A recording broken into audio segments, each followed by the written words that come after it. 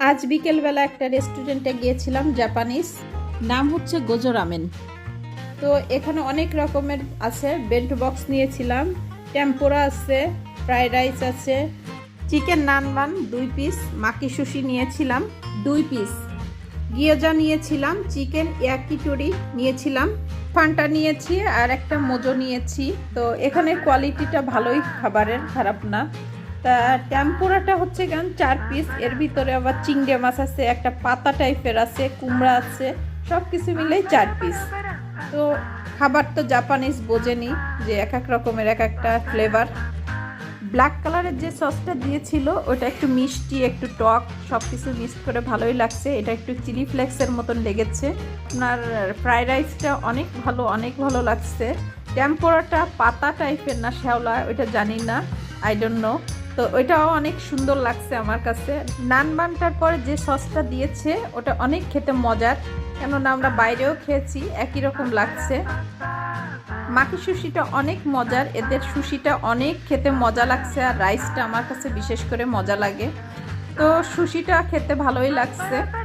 গিয়োজাটার ভিতরে চিকেন ছিল, আমাদের মোমোর মতন একই টাইপের, ওটা ডিফারেন্ট কিছু পাইলাম না, সেমই লাগছে আমার কাছে।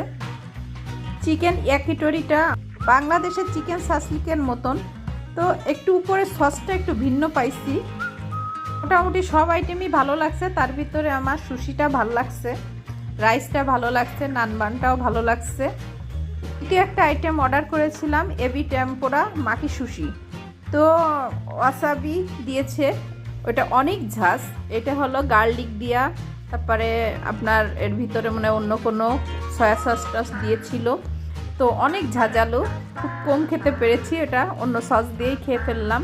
তো এটা অসাধারণ মজা, বলার কিছুই নাই, এটা খুব খেতে মজা লাগছে। সুশিটা খেতে ভালোই লাগছে, কেননা ডেকোরেশনটা অনেক ভালো। 3 নাম্বার আইটেম নিয়েছিলাম বিফ নরিটাকো। নিচের পোষণে রাইস ছিল, উপরের অংশটা পাপড় দেওয়ার মতন ছিল, ভিতরে বিফ আইটেম ছিল। তো এটা অসাধারণ লেগেছে, খেতে ভালো লাগছে। সস দিয়েছে, এটা টক ঝাল,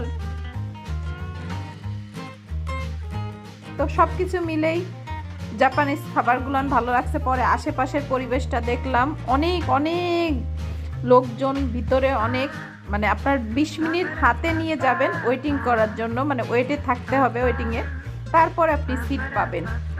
তো আলহামদুলিল্লাহ সব কিছুই ভালো লাগছে। খুদা হাফেজ।